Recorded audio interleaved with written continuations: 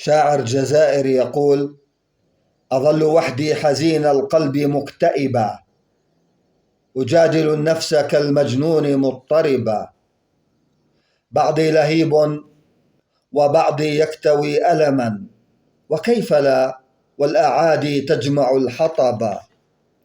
هذه فلسطين إعجاز ومعجزة، فيها تفلسف وحي الشعر وانكتب، في وصفها تطرح الأبيات أسئلة، سلوا المشاعر والكتاب والكتب.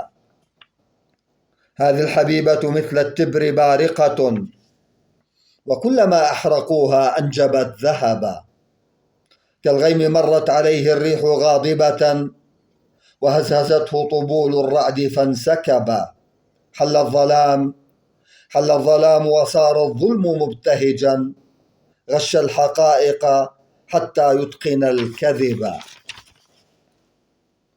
والحزن يخفي وراء الصبر شحقته، ودمع عيني بحر يحمل الغضب.